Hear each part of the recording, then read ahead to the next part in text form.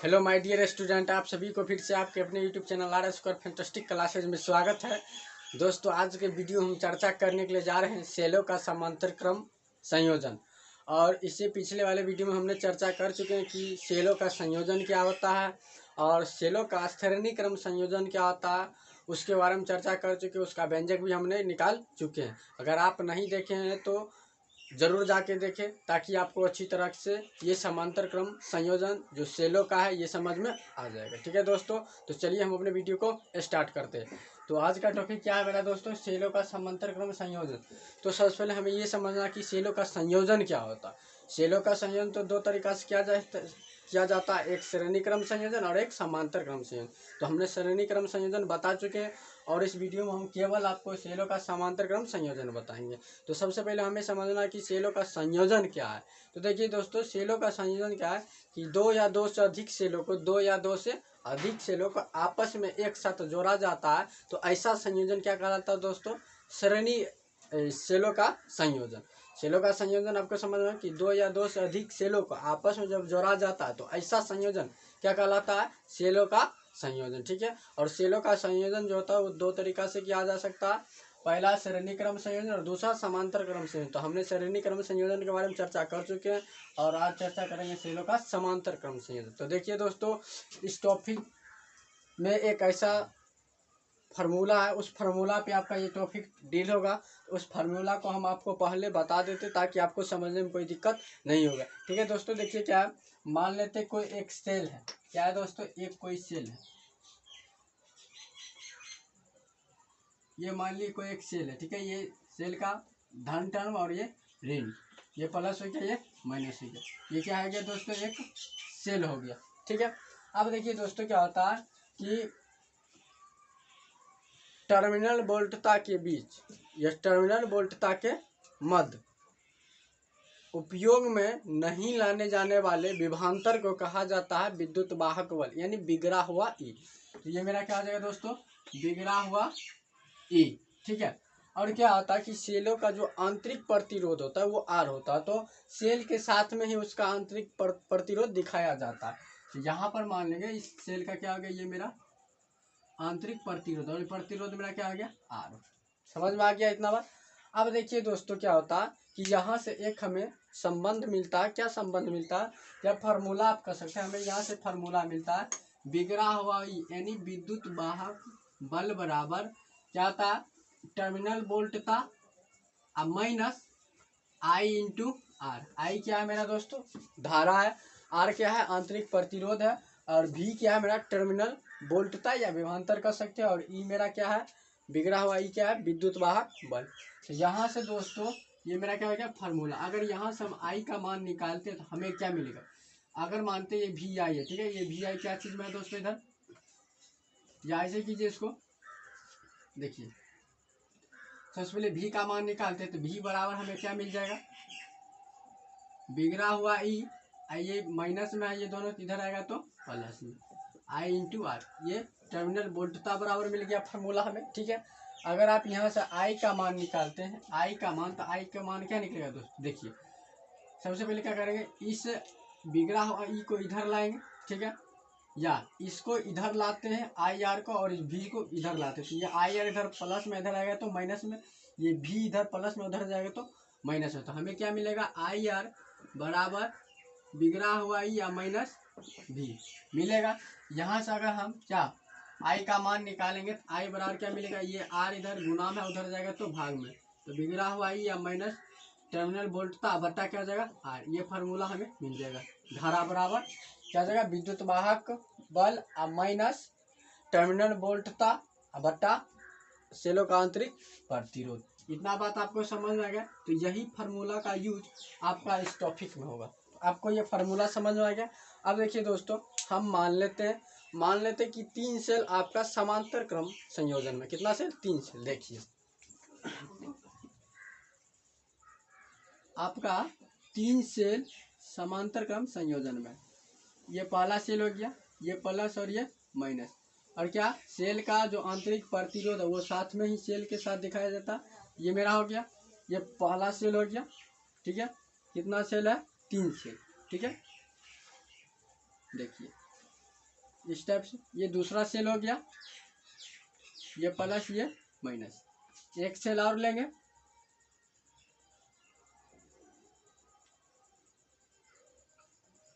ये इस तरह से हमने 3 सेल क्या किए, समांतर क्रम संयोजन में रख दिए। ये प्लस ये माइनस। इसका दोस्तों आंतरिक प्रतिरोध मान लेते हैं R1, इसका मान लेते हैं R2, इसका मान लेते हैं R3। ठीक है। अब देखिए दोस्तों, इसका जो विद्युत वाहक बल होगा यानी E होगा, बिगड़ा हुआ E, इसको मान लेते हैं E1, इसको मान लेते हैं दोस्तों E2 और इसको मान लेते हैं E3। इतना बात आपको समझ आएगा कि 3 सेल को हमने क्या किया, समांतर क्रम संयोजन में रख दिया। अब दोस्तों इसमें क्या होता है कि तीनों सेल का जो धन टर्मिनल है, ठीक है, जो प्लस का है वो क्या होता है, एक बिंदु पर जुट जाता है, तीनों एक बिंदु पर। और जो इसका ऋण ध्रुव है वो भी क्या होता है कि एक दूसरे या अन्य बिंदु पर क्या होता है कि एक साथ जुट जाता है। कैसे, देखिए एक ही बिंदु पर लेकिन होगा। देखिए सबसे पहले इसका ऋण ध्रुव को क्या करते हैं, एक ही बिंदु पर हम सबको ऐड करते हैं। देखिए इस टाइप से, ये देखिए सब एक ही बिंदु पर है। सेल का जो ऋण ध्रुव है वो सभी ऋण ध्रुव, तीनों सेल का ऋण ध्रुव एक बिंदु पर, और तीनों सेल का जो धन ध्रुव है वो एक ही बिंदु पर होगा, इस टाइप से। समझ में आ गया हमने कैसे किए। आप देख रहे हैं क्या कि समांतर क्रम संयोजन में क्या होता है कि सभी सेल का, ठीक है, जो धन ध्रुव होता है वो एक बिंदु पर, और जो ऋण ध्रुव होता है वो एक अन्य बिंदु पर। तो धन ध्रुव सब देखिए, इस सेल का ये धन ध्रुव, ये धन ध्रुव, ये धन ध्रुव एक बिंदु पर है, और इस सेल का ये ऋण ध्रुव एक बिंदु पर। ठीक है, हम बिंदु मान लेते हैं, ये बिंदु मेरा ये एक्स बिंदु है और ये मेरा वाई बिंदु है, या ए भी आप कुछ भी मान सकते हैं। इतना बात आपको समझ में आ गया। अब देखिए दोस्तों, हम आपको बताते तुल्य। तुल्य क्या होता है, तो तुल्य का मतलब ये होता है दोस्तों कि मतलब सबके, जो सब काम करेगा, ठीक है, सबके हिस्सा जो अकेला काम करेगा वो क्या कहलाएगा, तुल्य। कहने का मतलब ये हो कि अगर कोई बंदा, ठीक है, मान लेते कोई 8 बंदा एक दीवार को 8 घंटा में बनाता, 8 बंदा मिलकर एक दीवार को 8 घंटा में बनाता, और कोई एक ऐसा बंदा आएगा जो उस दीवार को अकेले 8 घंटा में बना देगा, तो उस 8 बंदा का ये एक बंदा क्या कहलाएगा, तुल्य। समझ में आ गया। तो कहने का मतलब है कि यहाँ पे जो 3 सेल है, ये 3 सेल मिलकर जितना काम करेगा उतना अकेला जो एक सेल काम करेगा वो क्या कहलाएगा, तुल्य। समझ में आ गया। अब देखिए दोस्तों, यहाँ पर एक बात है, तुल्य तो हम आपको समझा दिए। अब देखिए दोस्तों, यहाँ पे हमको समझना है कि हमने जब संधारित्र संयोजन बताए थे, संधारित्र का संयोजन या प्रतिरोधों का संयोजन, तो उसमें क्या होता था कि श्रेणी क्रम में आवेश जो होता था, करंट जो धारा होता था वो क्या होता था, समान होता था, बट आपका विभवांतर क्या होता था, वोल्टेज, टर्मिनल वोल्टता कह सकते हैं, अलग अलग होता था, अलग अलग होता था। ठीक उसी प्रकार यहाँ पर भी जो समांतर क्रम संयोजन है, ठीक है, इसमें क्या होगा कि आपका जो धारा है, आवेश है, वो क्या होगा, अलग अलग होगा, बट टर्मिनल वोल्टता क्या होगा, सेम होगा, समान होगा। समांतर क्रम संयोजन में आप प्रतिरोध में चले जाइए या संधारित्र में चले जाइए या सेल में चले जाइए, श्रेणी क्रम में समान रहता है आवेश, और विभवांतर जो होता है वो क्या होता है दोस्तों, अलग अलग होता है। जब आप समांतर क्रम में जाए तो समांतर क्रम में आवेश अलग अलग होगा और विभवांतर क्या होगा, समान होगा। क्यों, क्योंकि उसमें क्या होता है कि बिंदु विभवांतर या टर्मिनल वोल्टता किस पे निर्भर करता है, बिंदु पर। अगर बिंदु आपका अलग अलग है तो विभवांतर भी आपका अलग अलग होगा, अगर बिंदु आपका एक ही है तो आपका टर्मिनल वोल्टता एक ही होगा। आवेश किस पे निर्भर करता है, तो रास्ता पे। अगर रास्ता अलग अलग है तो आवेश भी अलग अलग होगा, अगर आवेश या रास्ता आपका अलग अलग नहीं है तो आवेश भी अलग अलग नहीं होगा। यहाँ पर जैसे कि देख रहे हैं आवेश का 3 रास्ता, जैसे मान लेते हैं ये आपका प्रथम जो सेल है, ठीक है, ये सेल आपका मान लेते हैं, ये सेल आपका जो है ये मान लिए कि I1 धारा दिया, ये सेल I1 धारा दिया, और ये सेल मान लिए I2 धारा दिया, ये सेल मान लिए I3 धारा दिया। ठीक है, 3 सेल है, ये सेल I1 धारा दिया, ये सेल I2 और ये I3। तो ये तीनों देखिए, ये इधर से आएगा, ये इधर से आएगा, ये इधर से, ये तीनों किस बिंदु पर मिलेगा, इस बिंदु पर मिलेगा। इस बिंदु पर मिलेगा, तो ये तीनों मिलकर इस बिंदु पर क्या बनेगा, आई धारा। क्या बनेगा, आई बनेगा कि नहीं। अब यहाँ से देख सकते कि आई धारा ही तीन पार्ट में, आई धारा ही तीन पार्ट में बट रहा है। एक इधर गया I1, एक इधर आया I2, फिर एक इधर आया I3, और तीनों मिलकर क्या बना, आई। तो कहने का मतलब देखिए रास्ता अलग अलग है, रास्ता अलग अलग है, तो धारा आपका क्या है, अलग अलग। इसमें देखिए एक ही बिंदु पर आपका तीनों सेल जुटा हुआ, यानी एक्स और वाई, या वाई और एक्स बिंदु पर तीनों सेल आपका जुटा है, यानी बिंदु नहीं बदल रहा, तो इसलिए टर्मिनल वोल्टता भी नहीं बदलेगा। इतना बात आपको समझ में आ गया। अब देखिए दोस्तों हम तुल्य की बात करते हैं। देखिए तुल्य की बात करते थे, हमने अभी तुल्य बता दिए थे आपको कि जो सबके हिस्सा अकेला काम करेगा वो तुल्य कहलाएगा। तो यहाँ पर देखिए ये तीनों सेल मिलकर बिंदु एक्स और वाई के बीच में लगा, तो एक ऐसा सेल होगा, ठीक है, एक ऐसा सेल होगा जो अकेले क्या करेगा दोस्तों, अकेले एक्स और वाई बिंदु के बीच में लगेगा, वाई और एक्स बिंदु के बीच में लगेगा, तभी तो तुल्य कहलाएगा। जो सबके हिस्सा अकेला काम करे, ये तीनों सेल मिलकर क्या कौन बिंदु में लगल है, एक्स वाई बिंदु, ये अकेला एक्स वाई बिंदु में लगेगा। ये तीनों सेल मिलकर आई धारा उत्पन्न करता है, ये तीनों मिलकर आई धारा बनाता। ये अकेला क्या करेगा दोस्तों, आई धारा लेगा, ये अकेला आई धारा, तभी तो तुल्य कहलाएगा। अब देखिए इसका जो विद्युत वाहक बल है वो क्या है, इसका E1, इसका E2, इसका E3, इसका विद्युत वाहक बल क्या हो जाएगा दोस्तों, ई तुल्य, बिगड़ा हुआ ई और तुल्य। इसका देखिए आंतरिक प्रतिरोध कितना, R1, R2, R3, तो इसका क्या हो जाएगा, आर तुल्य। क्या हो जाएगा दोस्तों, आर तुल्य। ये आपका क्या है, तुल्य। समझ में आ गया, तुल्य सेल कह सकते हैं। इतना बात आपको समझ में आ गया। अब देखिए दोस्तों हम इसका बारी बारी से सब सेल का टर्मिनल वोल्टता निकालेंगे, ठीक है। अब देखिए दोस्तों यहाँ से आप कह सकते हैं आई बराबर क्या हो जाएगा, आई बराबर आप लिख सकते हैं I1 plus I2 plus I3। इतना बात आप लिख सकते हैं, यहाँ से लिख सकते हैं, क्योंकि I he I1 I2 I3 है ना। अब देखिए यहाँ से हम प्रथम सेल हेतु प्रथम सेल के लिए बात करेंगे। I का मान कितना होगा प्रथम सेल के लिए, देखिए ये मेरा प्रथम सेल, ये मेरा द्वितीय सेल, ये मेरा तृतीय सेल। तो सबसे पहले लिखेंगे प्रथम सेल हेतु। तो प्रथम सेल हेतु I बराबर क्या आ जाएगा दोस्तों, प्रथम सेल में देखिए I क्या है मेरा, I1 है। अब देखिए इस फार्मूला से बात करेंगे, इससे यहाँ पर I बराबर क्या है, बिगड़ा हुआ E माइनस V बटा R। तो यहाँ पर प्रथम सेल में I क्या है मेरा, I1 है, तो क्या होगा I1 बराबर क्या फार्मूला है, बिगड़ा हुआ E, तो इसमें बिगड़ा हुआ E क्या है, तो बिगड़ा हुआ E1 है, तो क्या लगाएंगे, बिगड़ा हुआ E1 माइनस है तो माइनस V क्या है, सब पर सेम लगा, क्यों, क्योंकि तीनों एक ही बिंदु पर लगा, इसलिए सब में V टर्मिनल वोल्टता क्या होगा, सेम, क्या होगा V।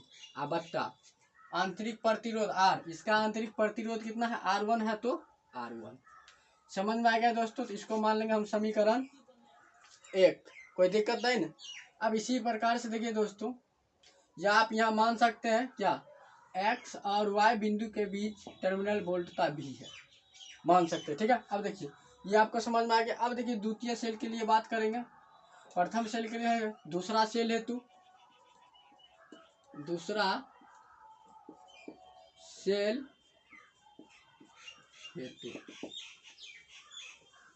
देखिए दूसरा सेल हेतु के लिए बात करेंगे, तो दूसरा सेल में मेरा I कितना है दोस्तों, I2 है। तो यहाँ से क्या आएगा, I2 बराबर बिगड़ा हुआ E कितना है दूसरा सेल के लिए, E2 अब माइनस टर्मिनल वोल्टता सेम ही होगा, तो सेम बट्टा R कितना है दोस्तों, R2। इसको मान लेंगे समीकरण 2। समझ में आ गया दोस्तों। अब देखिए हम प्रथम सेल के लिए हो गया, दूसरा सेल के लिए, अब तृतीय सेल की बात करेंगे। तो देखिए अब इसको हम दोस्तों मिटा देते हैं। देखिए अब तृतीय सेल के लिए बात करेंगे, तीसरे सेल हेतु। तो तीसरे सेल हेतु के लिए बात करेंगे, तो I मेरा तीसरे सेल के लिए क्या है दोस्तों, I3 है। तो तो यहाँ पर क्या आ जाएगा I3 बराबर, इसमें बिगड़ा हुआ ई कितना है E3 है दोस्तों, तो यहाँ पर क्या लगाएंगे E3 minus terminal volt same ही रहेगा तो V बट्टा, इसमें आंतरिक प्रतिरोध कितना है R3 है, तो क्या आएगा दोस्तों R3। इसको मान लेते हैं समीकरण 3, कोई दिक्कत नहीं। अब देखिए दोस्तों तुल्य परिपथ से बात करेंगे, तुल्य परिपथ से, किससे बात करेंगे तुल्य परिपथ से, तुल्य परिपथ से, तुल्य परिपथ से क्या बात करेंगे, अगर तुल्य परिपथ से हम निकालते हैं आई का मान तो आई बराबर क्या हो जाएगा दोस्तों, इसमें आई कितना है आई ही है, तो आई बराबर क्या हो जाएगा, आई बराबर क्या हो जाएगा, इसको मान लेते हैं आई, ठीक है। यहाँ पर भी स्मॉल आई मानिए, कोई दिक्कत नहीं। जहाँ पर आई बराबर क्या आ जाएगा दोस्तों, बिगड़ा हुआ ई, तो यहाँ पे बिगड़ा हुआ क्या ई, क्या है ई तुल्य है, तो यहाँ पर क्या आ जाएगा ई तुल्य। अब माइनस वोल्टेज सेम है तो सेम बट्टा आर, जो आंतरिक प्रतिरोध आर होता है, तो ये आंतरिक प्रतिरोध यहाँ पर कितना दोस्तों आर तुल्य है, तो ये क्या हो जाएगा आर तुल्य। समझ में आ गया, इसको मान लेते हैं समीकरण 4। यहाँ तक आपको समझ में आ गया होगा। अब देखिए दोस्तों क्या करेंगे कि हमको ये दिखाना रहता है इसमें क्या करना है, ये क्यों करते हैं हम, इसलिए करते हैं जो मेरा ई तुल्य है इस ई तुल्य में संबंध निकालेंगे, ठीक है, किसके साथ, तो जो मेरा सेल का विद्युत वाहक बल है, ठीक है, उसके बाद जो आर तुल्य है, ठीक है, इसका संबंध किससे निकालेंगे, जो सेल का आंतरिक प्रतिरोध है, ठीक है। अब देखिए हम कैसे निकालते हैं, इतना यहाँ तक तो आपको समझ में आ गया होगा। अब देखिए हम संबंध आपको कैसे निकालते हैं, तो क्या करेंगे समीकरण 1, 2 और 3 को जोड़ देंगे, कि क्यों, क्योंकि आई बराबर क्या होता है I1 plus I2 plus I3, आई ही 3 पार्ट में बटा, तो इसको क्या लिख सकते हैं हम, यहाँ पर लिखिए समीकरण 1, 2 तथा 3 को जोड़ने पर जोड़ दीजिएगा, तो समीकरण 1, 2 और 3 को जोड़ेंगे, देखिए हमें क्या मिलेगा।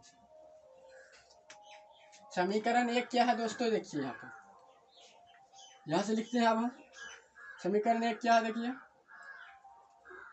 E1 जा, समीकरण 1 में ऐसे कर सकते हैं LHS की जोड़िए RHS LHS क्या है दोस्तों I1 plus I2 plus I3 बराबर I1 I2 I3 जोड़ दिए, RHS की जोड़िए RHS में देखिए क्या है, बिगड़ा हुआ E1 माइनस V बट्टा R1 प्लस दूसरा क्या है दोस्तों, देखिए बिगड़ा हुआ E2 माइनस V बट्टा R2 प्लस तीसरा क्या है, देखिए बिगड़ा हुआ E3 माइनस V बट्टा R3।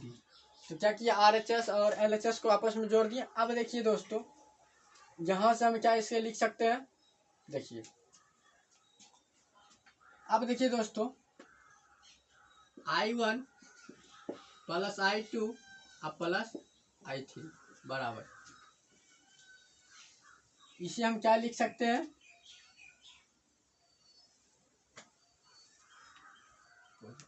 इसे हम लिख सकते हैं दोस्तों, इसे हम क्या लिख सकते हैं, इसे हम लिख सकते हैं बिगड़ा हुआ E1 बट्टा R1 माइनस V बट्टा R1।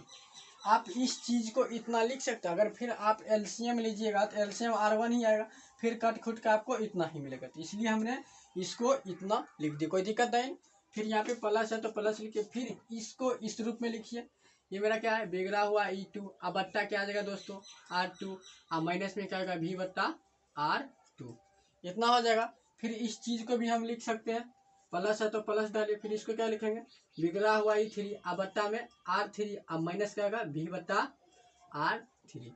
इतना बात आपको समझ में आ गया। अब देखिए दोस्तों I1 plus I2 plus I3 बराबर क्या करेंगे, इस सब को एक साथ लिखेंगे और इस सब को एक साथ लिखेंगे, यानी बिगड़ा हुआ E1 बट्टा R1 प्लस का क्या है बिगड़ा हुआ E2 बट्टा R2 प्लस का बिगड़ा हुआ E3 बट्टा R3, इसको इसको इसको एक साथ लिख लिया। अब फिर देखिए दोस्तों कि आपका यहाँ पे लिखेंगे तो ये मान लेते माइनस है। अब इस सबको एक साथ लिखिए, v बट्टा R1 माइनस v बट्टा R2 और माइनस v बट्टा R3। समझ में आ गया? कुछ नहीं किए, देखिए इसको पहले ले लिए, फिर इसको ले लिए, फिर इसको ले लिए, एक तरफ लिख दिए, फिर माइनस इसको ले लिए, फिर इसको ले लिए, फिर इसको ले लिए। समझ में आ गया? अब देखिए दोस्तों क्या करेंगे, यहाँ से अगर भी हम कॉमन लेते, ठीक है, I1 प्लस I2 और प्लस I3 बराबर E1 बट्टा R1 प्लस E2 बट्टा R2 प्लस E3 बट्टा R3 अब माइनस यहाँ से भी कॉमन लेते हैं तो भी कॉमन लेते हैं तो हमें क्या मिलेगा, 1 बट्टा R1 माइनस 1 बट्टा R2 और माइनस 1 बट्टा R3। इतना बात आपको समझ में आ गया? अब देखिए दोस्तों हमें क्या करना है, देखिए हमें इसमें ये करना, अब देखिए इसको मान लेते दोस्तों हम समीकरण, यहाँ 4 तक माने, इसको समीकरण 5 मान लेते। अब देखिए दोस्तों समीकरण 4 और समीकरण 5 का क्या करेंगे, तुलना करेंगे। क्या करेंगे, तुलना करेंगे। देखिए कैसे, समीकरण 4 में मेरा देखिए LHS में I है और समीकरण 5 में LHS मेरा क्या है, I1 plus I2 plus I3। तो यानी हम कह सकते हैं I बराबर I1 plus I2 plus I3 तुलना करने पर। उसके बाद देखिए बिगड़ा हुआ ई तुल्य, यहाँ पर देखिए बिगड़ा हुआ ई तुल्य के जगह पे हमें क्या दिख रहा है, बिगड़ा हुआ ई तुल्य के जगह पर हमें क्या दिख रहा, हमें ये दिख रहा कि सिग्मा बिगड़ा हुआ E1 और R1 प्लस ये चीज़ हमें दिख रहा कहाँ पे, तो R तुल्य के जगह, सॉरी ये सिग्मा, या कह सकते बिगड़ा हुआ ई तुल्य के जगह पर हमें ये सब चीज़ दिख रहा, और R तुल्य के जगह पर हमें क्या दिख रहा, इतना सारा R तुल्य के बदले इस समीकरण में दिख रहा। अब देखिए आप इसे स्क्रीनशॉट लीजिए, हम फिर मिटाते फिर आपको हम बताएंगे। तो क्या करेंगे, समीकरण 4 और समीकरण 5 को तुलना करें। कैसे, देखिए अभी बताए थे कि I बराबर ये हो जाएगा और ये ई बिगड़ा हुआ ई तुल्य बराबर इतना चीज़ आ जाएगा और R तुल्य बराबर इतना चीज़ होगा। कैसे आएगा अभी आपको समझ में नहीं आता हो। देखिए इस समीकरण को थोड़ा और आप तोड़िएगा तो ऑटोमेटिक आ जाएगा। कैसे तोड़ेंगे, जैसे हमने इस सब चीज़ को तोड़े थे। देखिए I बराबर इसे हम लिख सकते हैं बिगड़ा हुआ ई तुल्य अब बट्टा R तुल्य, अब माइनस इसको लिख सकते हैं भी और 1 बट्टा R तुल्य लिख सकते। फिर इसको कीजिएगा तो आपको इतना ही आ जाएगा। अब देखिए आपको मिल जाएगा, देखिए इस यानी क्या है ये ई तुल्य के जगह पे आपको क्या दिख रहा है, E1 E2 E3। R तुल्य के जगह पर क्या दिख रहा है, R1 R2 R3। बीच में माइनस भी है तो यहाँ पर बीच में माइनस भी है आपको। फिर देखिए इतना बराबर आपको क्या दिख रहा है, ये सब चीज, यानी ये बराबर आपका ये चीज हो जाएगा अब, और ये चीज के बराबर आपका क्या हो जाएगा, ये चीज हो जाएगा। अब देखिए जब ये चीज हो जाएगा तो अब हम क्या लिखेंगे, समीकरण 4 तथा 5 को तुलना करने पर समीकरण 4 और 5 को कंपैरिजन करेंगे तो हमें क्या मिलेगा, I बराबर तो इतना चीज मिल जाएगा तो इसको हम लिखेंगे नहीं, इसके जगह पर हमें ये चीज मिल जाएगा तो इसको हम क्या लिख सकते हैं, बिगड़ा हुआ ई तुल्य बट्टा R तुल्य।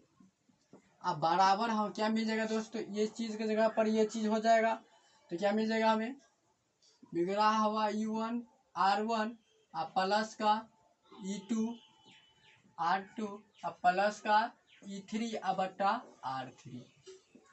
ये आपका संबंध निकल गया। उसके बाद देखिए दोस्तों इस चीज के बराबर ये चीज आपका हो जाएगा, जैसे ये चीज के बराबर ये चीज हुआ था कहाँ से, जब समीकरण हम 4 और 5 को तुलना कर रहे हैं वहां से, तो इसके जगह पर हम क्या लिख सकते हैं, ये चीज लिख सकते हैं। तो देखिए इसको आप मिटा देते हैं हम, क्या था 1 बट्टा R तुल्य, तो 1 बट्टा R तुल्य के जगह पे आपको क्या आ जाएगा दोस्तों, 1/R1 माइनस 1/R2 और माइनस 1/R3। समझ में आ गया दोस्तों, यही आपका संबंध निकला। अब देखिए दोस्तों, अगर हम n सेल की बात करेंगे समांतर क्रम में, n सेल के लिए, n सेलों के लिए, n सेल के लिए बात करेंगे तब हमें क्या मिलेगा दोस्तों। तो हमें अगर इसका मान निकालेंगे तो देखिए, इसको हम मिटाते हैं दोस्तों, तब क्या हमें मिलेगा, बिगड़ा हुआ ई तुल्य बट्टा आर तुल्य बराबर क्या आ जाएगा दोस्तों, E1/R1 प्लस E2/R2 E3/R3 आ जाएगा, डॉट डॉट डॉट या प्लस डॉट डॉट डॉट कहाँ तक दोस्तों, प्लस EN/R n तक, चूंकि n सेल के लिए बात हो रहा, n सेल के लिए ये क्या हो जाएगा, इतना हो जाएगा। फिर देखिए दोस्तों, बात करेंगे 1/R तुल्य की बात करेंगे, क्या हमें मिलेगा, 1/R तुल्य बराबर क्या आ जाएगा, 1/R1 माइनस 1/R2 और माइनस 1/R3 और minus dot dot dot minus कहाँ तक, 1/Rn तक। ये क्या हो गया, n सेलों के लिए हो गया। समझ में आ गया दोस्तों, आपको समझ में आ गया तो आप इसे स्क्रीनशॉट लीजिए, फिर हम आपको नेक्स्ट वीडियो में मिलते हैं।